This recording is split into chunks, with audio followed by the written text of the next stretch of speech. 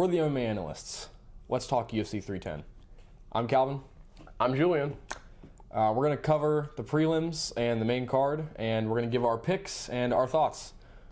Let's do it. All right. Kennedy versus Brzeski. Okay. See what you guys say. Well, I agree with you in that I think Kennedy is going to get a first-round KO most likely. Yeah. Mainly just because, same as you, we have not seen that many of Brzeski's fights, but we've seen a few of Kennedy's fights, and he's looking at just a much higher level than Brzeski overall. He is. Much more dangerous. Yep. Brzeski doesn't have any finishing threat, really. I will say Kennedy's been shit in the bed the last couple fights, but he, in the beginning, is looking good, and he just came up and went off Chris Barnett, even though Chris Barnett was Chris Barnett, so it doesn't really mean anything. No, he's one of these fighters that has potential and is not doing good right now, but is just clearly Brzeski does not really have any potential going on here. You know what I mean? Yeah, none. This is one of those fights, I think. Yeah, so I'm going Kennedy. I don't want to fuck up the name, but I want to say Nzechukwu? Nzechukwu is something like that. Something like that. Yeah. We're just going to call him Kennedy. We're going to just call him Kennedy. Yeah, we're going to stick to it. Yeah, we're just going to stick to it. Okay. I agree with you. I think it's going to get a first-round KO. I agree, first-round KO. I'd be surprised if it goes past the first round, and if it does, I think they might both be just... Kennedy's better, but they're both pretty inexperienced, and they're not great, so I think if it goes past the first round, it's going to get a little sloppy. I agree. I think it's either going to be a first-round KO for Kennedy, or it's just going to be a sloppy, probably decision win for him, but you never know. You never know what's going to happen. Okay. Guida versus Chase Hooper. What are your thoughts? I think that this is another fight where it's just kind of someone who has potential versus someone who doesn't have a whole lot of potential right now, unfortunately. Hooper is just getting better and better. Guida is not hopeless, though. He's not. He actually is, as Lucas Tracy would put it, a crafty vet. He actually does have a good chin on him. He does not get finished even when he really should sometimes.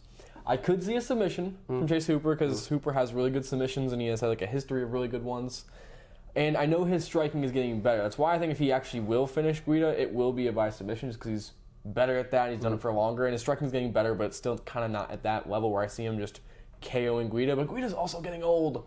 I don't even mean in terms of age, I just mean in terms of the fight game. He's had a lot of fights now. Yeah, he's taken a lot of damage. Hooper hasn't. I mean, Hooper is just getting better and better every single fight, and I really do think he has a future in the division, definitely at top 5.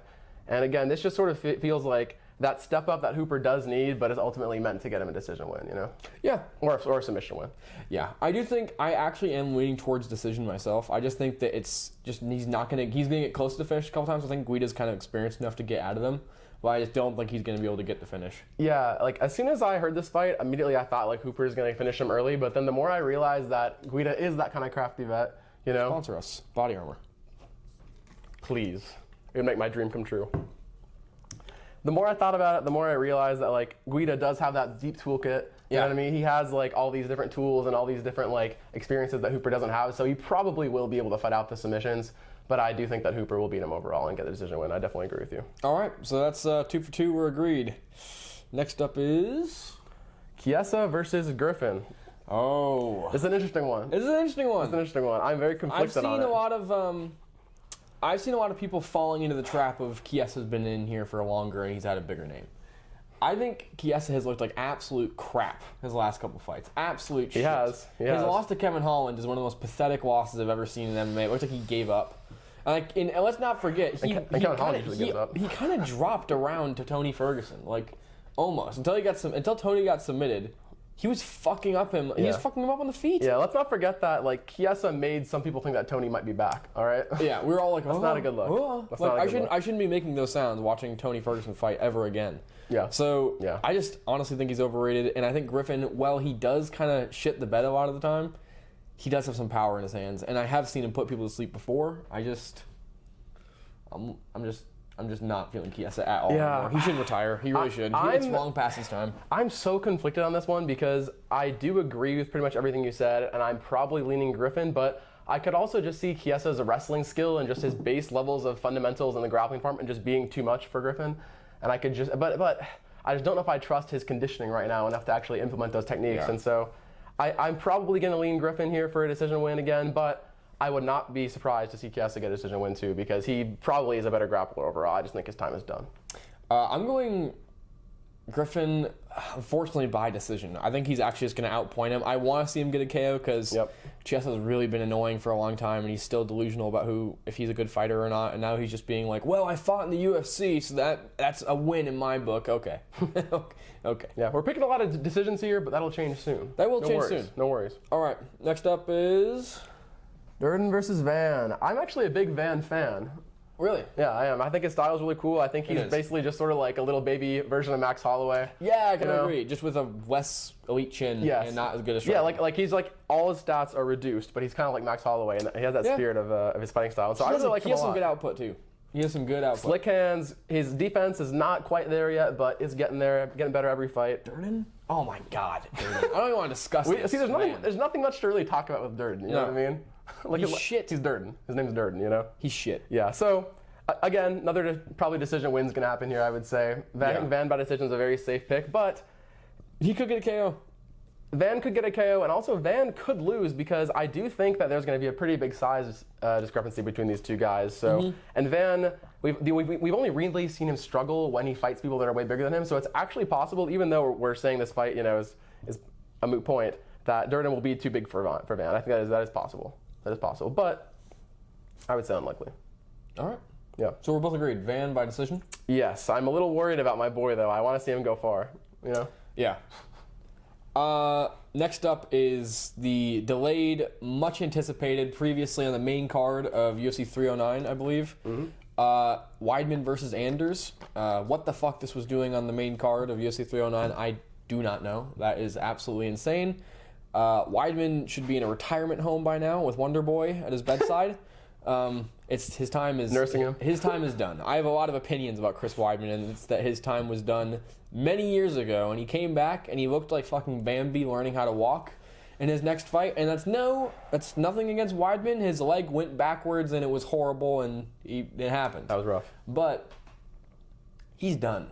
He looked pretty decent in the fucking fight with Bruno Silva, and he did pretty well. He did pretty well.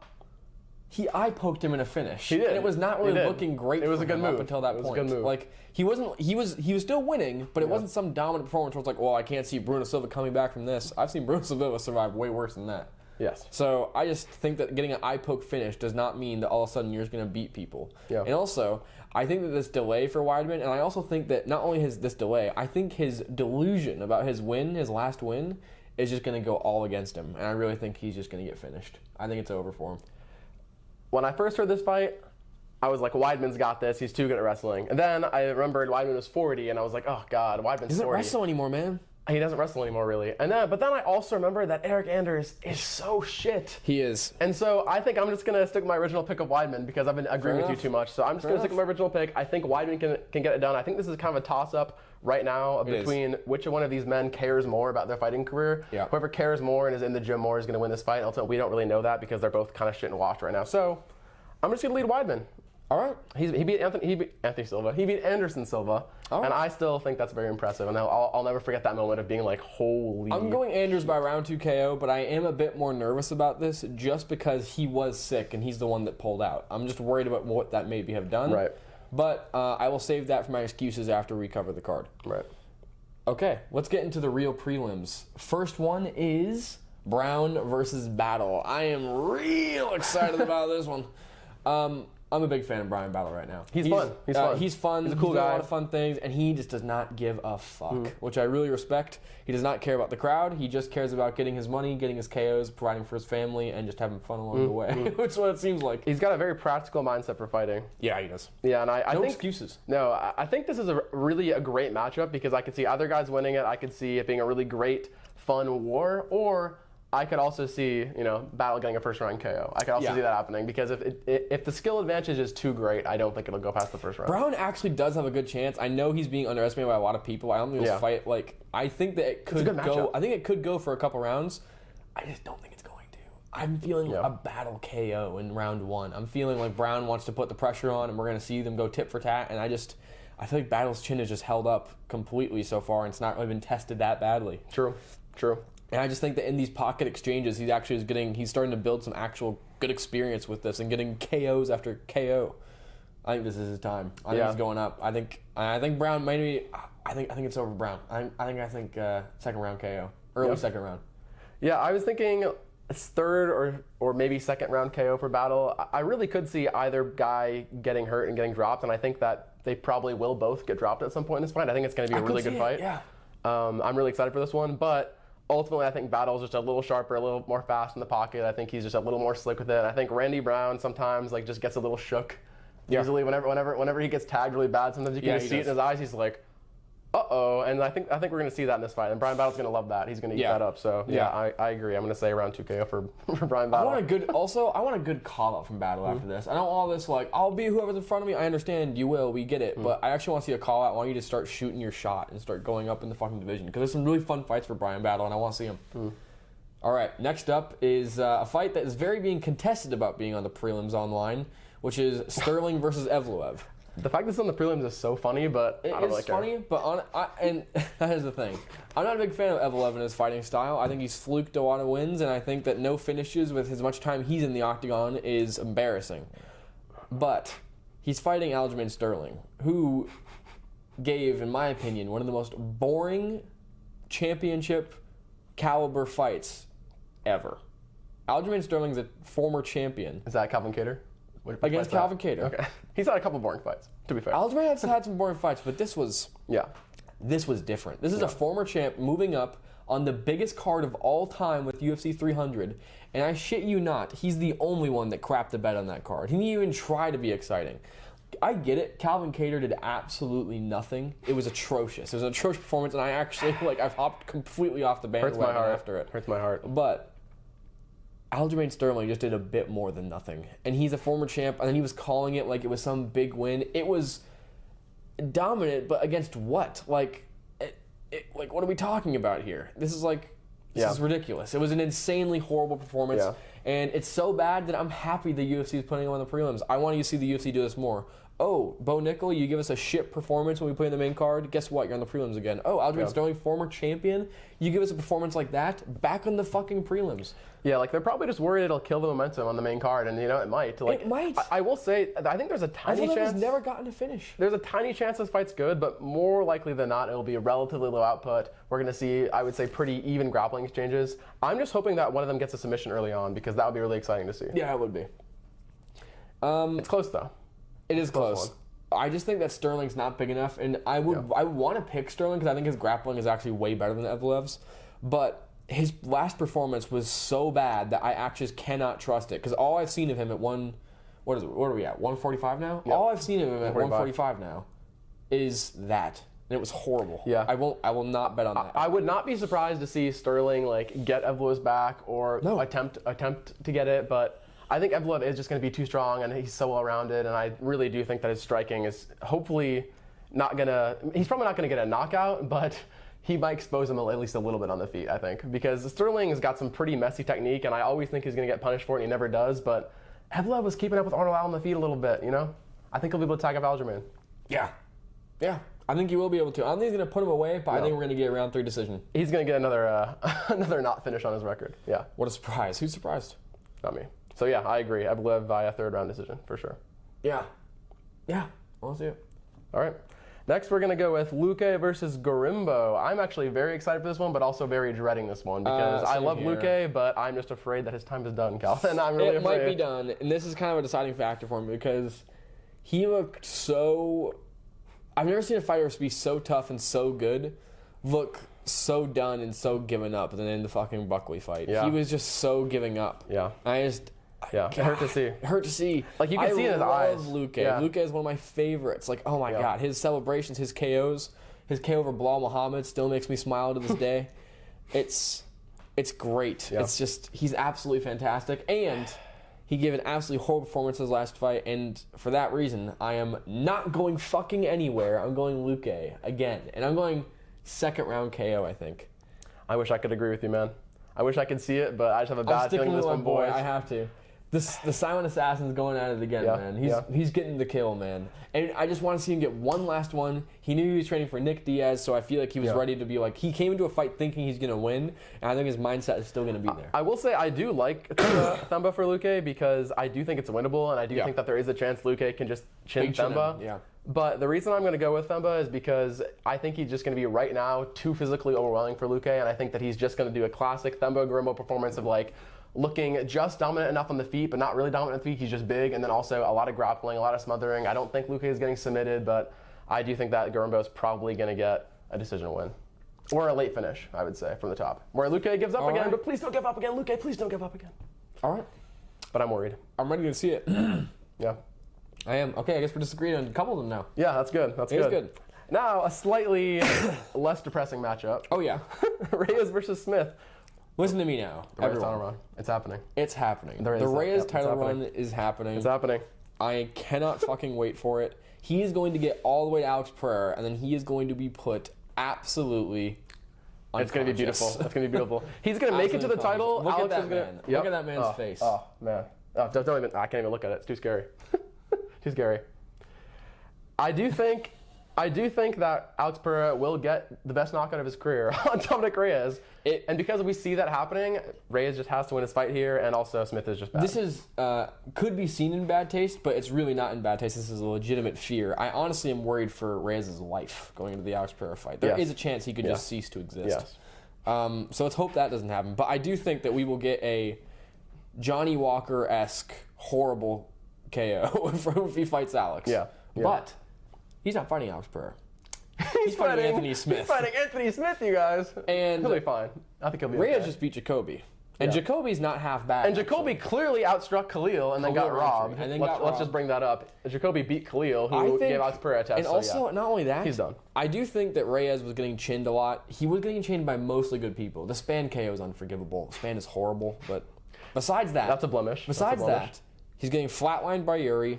Understandable. Yuri flatlines people. Do that. Yep. Look at fucking Oldberg eating crazy shots off Rakic and fucking got put out against Yuri. It doesn't matter. Yuri's different. Jan Blachowicz, for those of you that don't know, Polish power reigns supreme. He's the most underrated fighter in UFC history, in my opinion. He's definitely the most underrated striker in UFC history, I would say. Yes. And in his prime, his power was ridiculous. Yeah. No shame for Reyes to lose into that. I also think that Jan Blachowicz would beat the fuck out of John Jones. Yeah. Beat the fuck out of him. Yeah. To me, this fight is just a classic example of like Reyes has tools to damage and hurt and put away Smith, and Smith really has nothing for Reyes. And John Jones couldn't take down Reyes. Are you telling me Anthony Smith is going to take down Reyes and submit him? I don't think so. Smith is looking worse and worse and worse and worse. And I feel like he's not training. I also do know, unfortunately for him, I cannot remember his name, but I do know he had a longtime training partner and coach that has passed away recently. And he's saying that he's going to take a lot of that and his anger and fuel into the next fight. Yeah. And because of this, and because of I know this kind of happened a bit ago, I don't know if Anthony Smith is coming to this with the best head and mindset. I think that this is not smart because I don't. No offense to Anthony Smith physically, but I just don't know the last time he trained in the gym. I really don't. I'm really worried that he comes in for like a week of sparring. Last fight, didn't he say that he was like back in the gym more than ever, and then it was just like, dude, you don't look any different. Like this guy just like I don't know. I think he kind of knows that his career is somewhat over, but the UFC likes him, so he's gonna keep making that money. So respect. I got nothing against Anthony Smith. He's just not good right now. And also, I really need if and when Anthony Smith loses this, I really need Bisping to have a serious conversation and start bringing that. Unfortunately, I don't like the guy. Bring that Joe Rogan energy and just be like, I think you'd be surprised. Just tell this guy, it's enough. Yeah. He has a family. I don't want to see them threatened anymore by random UFC fighters. Yeah. So truthfully, I don't want to see Smith get knocked out cold, but I think Smith might get knocked out cold in this fight. I think it's gonna be a TKO, but it's gonna be a rough one. I think it depends on the ref, man. It's either going to be TKO or he's going to get put out cold on the ground. The way that Reyes was knocked out Jacoby too, it looked like up and coming Reyes, where that just unstoppable spirit where he's like, I'm getting this KO, and he just gets it. Like it was. Yeah, it was good to see. I just see Reyes walking Smith down a little bit, and I just see Smith looking just completely lost for the entire time. I feel bad saying it, but I don't think Smith is going to do anything. So, yeah, I actually think it's going to be probably a round 1 or 2 KO. All right. What do you think? Round 1. Reyes feels it. Reyes feels his title run. He's going for it. He knows this is his last shot. All right. I like it. Round 1. All right. The main card. We're finally here. The Train versus Choi. We love Choi. I think his name is Duhon Joey, something like that. Anyway, love the guy. Let's not destroy that, yeah. Okay, let's be real. Nate Landwehr has grit, and he really powers through with some fights. He's tough, but also... Unfortunately, I think he is slowly and surely becoming a Chuck Liddell. Yeah. Where he has just slowly but surely lost the chin to live. He just cannot keep it to save his life. Yep. And like every shot he takes, it looks like it hurts him worse than the last. Yeah. I think Choi's coming for this. Landwehr's been out for a while. I think he's going to feel the rust, and I think Choi's going to put him out. Yeah.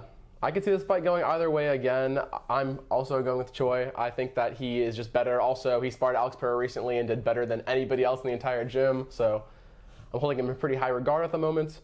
I mainly just think that, like, I do think there's a chance that Nate might be able to survive the early pressure, you know, and like get a win in a messy way. But I just can't believe in Nate. How can you pick him? How can you beat it? How can you pick him to like beat anybody who actually has good hands and good finishing ability? You know, But that being said, he might just tough it out and get it done. I doubt it. Oh, look at that UFC notification. Oh, would you look at that? Mike Mushemi. Fuck you. Get out of here. Very You're true. not an MMA fighter. On to the next. Mitchell versus Gracie. Why is this fight happening? Why is this fight happening? That's my question. What is Gracie doing here, man? What is Gracie doing here? I guarantee you somebody just saw the Bryce Mitchell KO where he lost against Josh, and they were just like, give him Kron Gracie. He needs some help. Yeah, he needs some help. He needs some help. He needs to not take a damage to his chin. All the way up to the main card? I don't know. I don't know about that, man. I would rather have Reyes versus Smith on here than this. Yeah. No, it's totally same. Like, I think this is like a great example of what should be on the prelims. Like how is Luque Yeah. How is Luque not on the main card? I don't know. I know. It makes no sense. I mean, we're not even getting into like how weird the card order is. Yeah, let's just but, stay like, away from that. I totally agree with you. I just think that this fight is one of those many fights where you should not be able to look at a fight and be like, what the hell is the other guy doing in there? Otherwise, it's bad. I will say matchmaking, this, you know though. what I mean? Everyone is going to be... This is going to be a very interesting pick for me.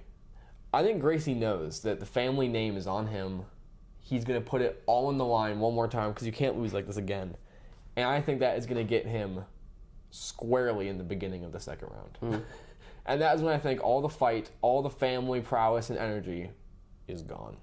I think he's going to get subbed by Bryce Mitchell in the big first 30 seconds of the second round. I actually think he's going to get KO'd by Bryce Mitchell in the second round. Yeah, I personally think that the ground, like, fighting, like, Bryce will win, of course. Like, he'll get the dominant positions and things like that. But Kron Gracie, the only thing he's good at is fighting off his back pretty much. And I think that Bryce might get a little spooked by something, or he might just transition from submission attempts to ground and pound once he realizes that Kron's ground and pound defense is way worse than his submission defense. So I actually think it's going to be some type of ground and pound TKO, or even on the feet, because Kron just has no fighting ability on the feet at all. And Bryce Mitchell actually does, despite his shadow boxing that we laughed at earlier. Horrible. Yeah, not great. Also, I will say there is actually a chance that Gracie can win this. I'm being serious, just for a second, just because we have no idea what Bryce Mitchell was like after that KO. I mean, for a second, I didn't know if he was going to still believe the Earth was flat after that. He might be a different person. Yeah. Yeah. He might have gained intelligence. But from some clips I saw of him, he seems could like be the better. same. It could have put a few screws back in place. That's true. He might have gained a few IQ points. I doubt it. I just saw him saying he doesn't believe in seatbelts yesterday. Okay. I mean, what's better, seatbelts or flat Earth? Next fight. And a very exciting and important fight for the heavyweight division. Very hype. This is most likely a #1 contender fight for it should be the next for the belt. It absolutely should be. It's #2 Ciryl Gane, who I just don't know why he's still here. I feel like he fights for a belt or the chance for a belt every other fight, and then he loses the next one, which is exactly what is not going to happen here. Almost said it was. Volkov is in a 4-fight win streak. He's got momentum. He's got momentum. And Gane's been out for a long time. And also, there's two things that are really going Volkov's way right now. One, he is looking like an absolute Chad. His hair is looking way better. Not as much of a Chad as this guy, but, you know, pretty good. His hair's getting combed in fights now. He's looking like a Chad. I have to respect it. He's in a 4-fight win streak, and he's showing growth. Yeah. And he's showing he's actually learning. He's way more advanced on the ground. I actually think he's going to be one of Tom Aspinall's toughest tests coming forward. He's going to be his only somewhat tough test, probably, in the division. He might be. Yeah. I really just love how he's been putting on muscle, too, and just increasing his cardio and output slowly but surely, and all this getting better. Ciryl Gane is a better striker than Alexander Volkov. And he is more athletic. He's bigger. Not in terms of height, but just in terms of like his width. He has good striking, good spacing. Ciryl Gane has not been in a long time. I believe it's over a year now. It's definitely been over a year. I think, and right? he's been filming movies, and he does not seem to be, I will say, that committed. Because he's been saying a lot of bullshit about wanting to fight Tom Aspinall in March. When we know for a fact Tom Aspinall just does not hide from anybody. Yeah. I'm sorry. He just doesn't. He clearly wanted to fight Gane, and Gane said no to film a movie. I feel like Gane is not that serious anymore, if we're being real. And I'm done just pretending like, well, it could have just been a one-off. Take the opportunities you want as a man to get your money for your family and for yourself, but don't pretend like you're as committed as other people, and other people are putting in the work, like Volkov has been. He is on a 4-fight win streak. He's looking better than ever. His ground game is looking good. And there's been some rewriting of history, because yes, Volkov did lose against Gane in the first fight. It was close. It was a great fight. It was a great fight. It was close. I mean, to me, this fight is fairly straightforward in that it can go both ways, but I think Volkov is the better pick too, because he has all that momentum and all this time of growth and improvement, where Gane is just filming Paw Patrol. And also, maybe this shouldn't matter that much, but a large part of the reason I'm picking Volkov is because I saw some footage of Gane's pad work while he was filming the movie, and it was like some of the most horrendous pad work I've ever seen. And so all I know is that there was a period of time where Gane was definitely not training martial arts, definitely not being good, and he's getting that skill back. But I'm sorry, any period of time where you're not taking the game seriously like that, Volkov is getting better and he's getting bigger, and he's got the momentum. So I think it's better for the division if Gane wins. But Ciryl Gane has been looking way more sloppy lately. He has. His finish of Sergey was very sloppy, very open to being hit. He almost got finished by Tai multiple times. Tai Tuivasa we're talking about here? Yeah. Tuivasa? What, did you see what Volkov did to him? It was a domination. I think it's possible that Gane is actually not a better striker anymore. From what we've seen, Gane is a better striker, but when they get in the cage, it's possible that Volkov's skill will just be a little bit more than his in the striking. Now, I personally can't hold the Jones fight against him, because I really do think he was paid off to lose. It's very possible. But in this very small chance that it was a real fight, how the fuck is he beating Volkov? Yep. I'm going Volkov, and I'm going possibly late 4th round submission? Question mark? 4th round? Oh, you're right. It's only a 3-rounder. I know. I wish it was 5 rounds, but it's not. That sucks. It does suck. It should be. 3rd round submission. I'm going to say 3rd round decision from Volkov. I think that Ciryl might be able to take a round off him, but I would not be surprised if it's 30-27, super close every time. But also I will say, I could very much see this fight being super close, and if it is close, they're just going to give it to Gane because they want to see Gane versus Tom next instead of Volkov. So it might be actually dumb to pick Volkov if you think it's going to be a close decision, but I just feel like Volkov's going to get it done, and I do think he might mix in the grappling, be smart, but I don't know if he actually will. I guess we'll see. I'm excited, but we'll see. Volkov's going to get it done. He's going to get up. After Ciryl gets up and gives up his neck, it's over. Ciryl gives up his neck easily. Volkov's going to wrap up the Darce. Yeah, and it's like it's really a question of like how committed is Ciryl Gane, because he just hasn't seemed very committed lately. We'll see. Volkov, 3rd round sub. 3rd round decision, I think, probably.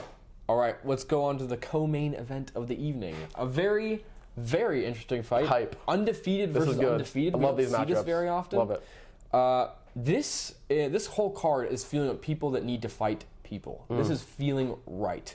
Seeing these fights back to back, Volkov versus Gane, and then Ian Gary versus Shavkat Rakhmanov is refreshing. It's refreshing to see. It is. These are people that actually are supposed to be fighting, that are fighting. I'm sick of seeing all these contenders just wait out for a title shot. It's ridiculous. Fight just like everyone else that came before you. I don't care. I'm just sorry. I just don't care. Risk your O, risk your record, risk your win streak. You just gotta start doing it. I'm sorry. Or else you're just gonna be sitting on the outside, and how the fuck am I supposed to give a shit about fighter pay when you guys are just sitting out all the time? Careful. I'm gonna be knocking over bottles. Watch the body armor. It's precious. I actually think this fight is way more hype than the Bilal one. I think this is a much more interesting matchup, and I don't really care about like the belt as much as I care about these two contenders who I could see either one of these guys being champ for a few years, So. Yeah.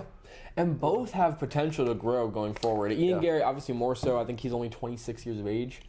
He's a young boy. He's a young boy. He's got a lot of room to grow. This is the thing, guys. Here's the thing, you guys. I think... Here's the thing. I think that Shavkat might just walk out and completely dominate Ian Gary. I just don't feel like it's going to happen. And I've been watching footage of both and the way they deal with fights. And I just don't see what Shavkat is going to do differently than what Jeff Neal was trying to do, which was offensively pressure, with good hands and kicks and everything. Obviously, Jeff Neal has more punches than kicks, but also he still has to push forward and get into the range, and as DJ loves to say, cross the void. Yeah. Ian Gary is just a master of getting away. And yes, he looks zesty and like a fool when he's doing it, and he is just freaking bouncing along, and he just looks ridiculous. But he looks like a deer. He's so slick. But he's so good. He's so slick, and he's really good at avoiding most of the brutal shots. And I just think that Shavkat hasn't shown to have that crazy knockout power in his hands. He clearly has power. I just haven't seen crazy knockout power. Yeah. And I just don't think that any of his weird abnormal kicks or anything like that are going to land on Ian Gary. I think Ian Gary's too advanced and too smart. And I know that it's come out that Ian Gary has gotten submitted by Shavkat in training, but also, like, if you're not getting submitted in training, you're clearly not putting yourself in as dangerous positions as you should be. And, like, they both know it doesn't matter. Like, you can clearly tell that Shavkat and Ian Gary both know that doesn't mean anything. Yes. So, and as martial artists, we also know that doesn't mean anything. Like, No. training and sparring is completely different from fighting. Yeah, if you're not getting submitted in training, you're not putting yourself in tough positions. It does not mean anything, so it's not exactly like a big gotcha moment. But my issue with this fight is just that Shavkat, like, should win, and I understand why he's the favorite, but I just kind of think that in order for Shavkat to win, he actually has to change his fighting style, and I just don't actually think he's going to change his fighting style that much. It's also been a while since Shavkat has been in again. Like, he's got no momentum. He's got no momentum. He never fights, and I mean, he's super good, and I think that he can finish Ian if it gets on the ground, but I don't think it's going to get on the ground for very long at all, and I think that Shavkat's wrestling is kind of overhyped. It's also, and Ian Gary's got perfect takedown defense that we've seen so far. He has really good takedown defense. He's deceptively strong in the clinch. He looks weird doing it, but he kind of just, like, waves his arms. He's got great fundamentals. He really does. Like, Ian Gary is actually just a well-rounded fighter who is, I think, a better striker than Shavkat, and I think it's one of Shavkat's only bad matchups in the division, to be honest. So I agree, and also there's another thing which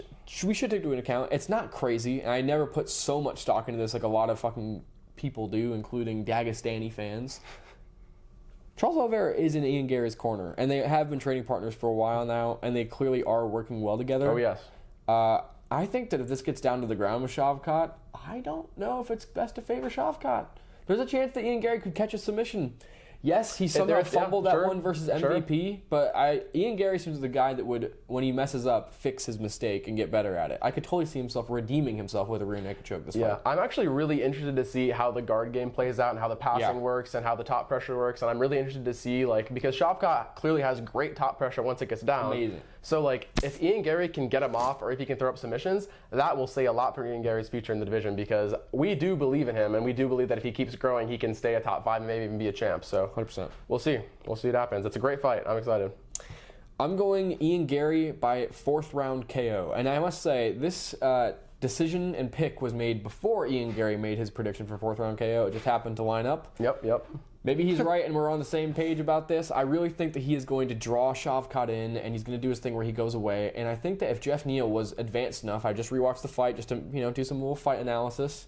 I think if Jeff Neal is advanced enough to be setting up traps for Shavkat as he's coming in and doing his thing where he just goes full pressure, I think Ian Gary is definitely good enough to do that. And I think he's faster and more precise, and I think he doesn't have as power as Jeff Neal, but I do think that precision combinations is something that will be really nasty for Shavkat. Shavkat's head movement is one of his weakest part of his game, and I think he is there to be hit by combinations if someone's good enough, and Ian Gary might be the best at combinations in welterweight right now, besides JDM. He might be. In terms of kickboxing combinations and Muay Thai style, he absolutely is. Yeah, I mean, I agree. I can't believe I'm saying this, but I'm picking Ian Gary. I know. I think I'm going to go with decision, but I'm really not sure, because part of me thinks, like, that's the way it makes most sense for him to win, especially if his cardio is better than Shavkat's, and I totally think it's possible. Also, we are not some, like, just objective viewers, like, I want Shavkat to win this. I would love for Shavkat to win. Yes. I like him more, but Ian Gary just is a tough matchup for him, man. He's tough.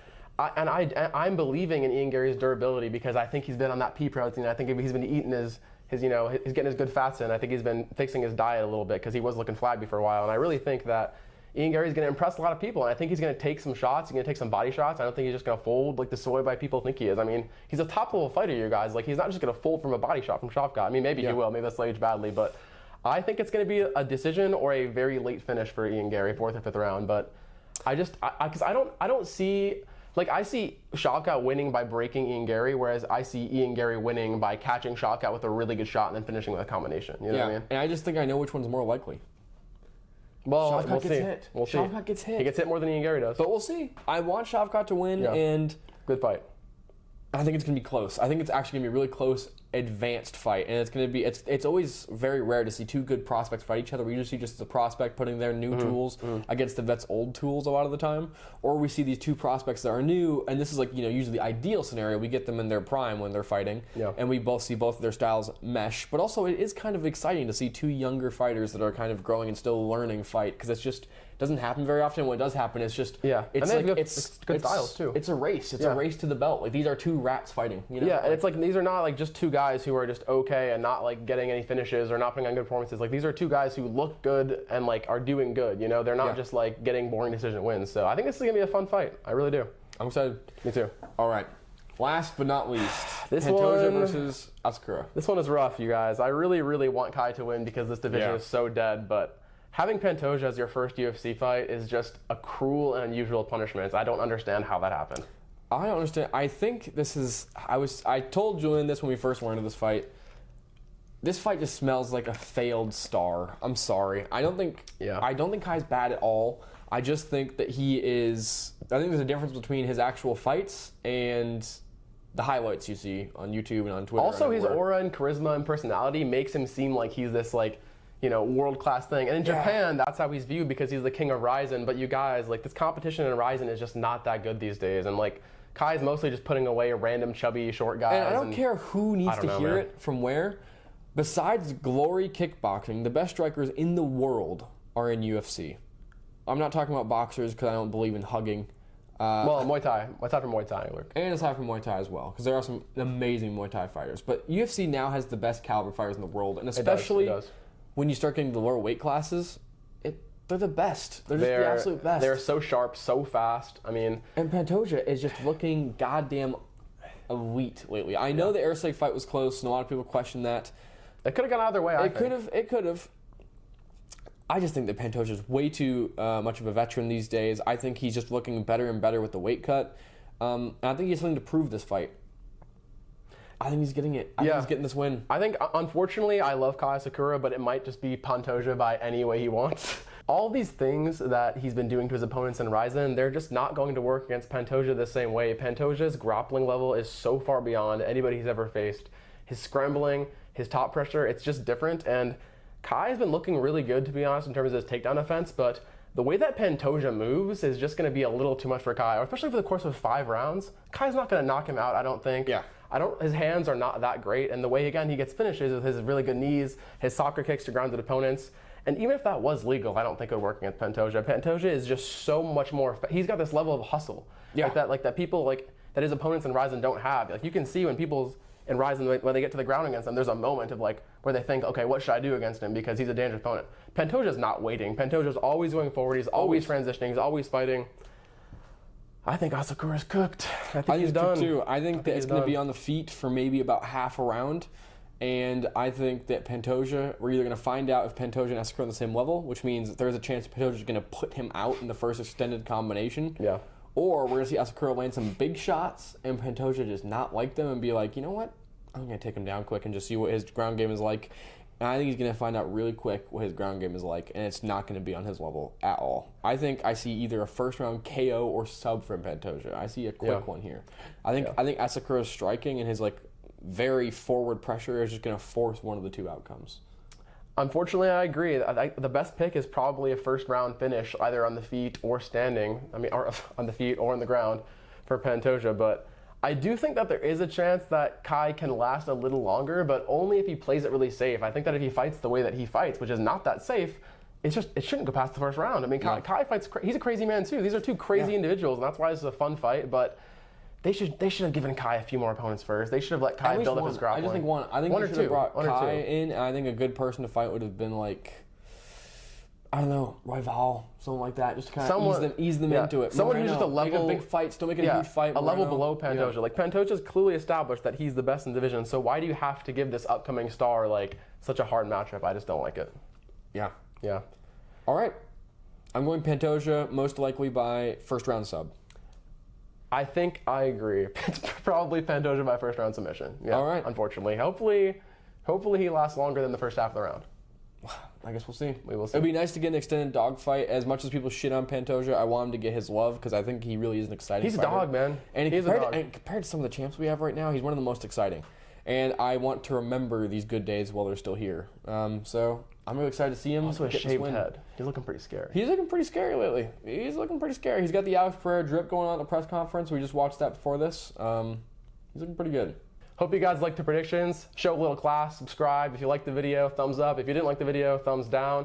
If you really hated the video, you can leave a comment telling us, but we'd prefer if you let us know about your picks, your takes about MMA, video ideas for the future, and stuff like that. So I will respond. So I'll see you guys in the comments if you're there. I will respond as the good cop. He will respond as the bad cop. So based on the level of ferocity in the text, you might be able to figure out who's talking.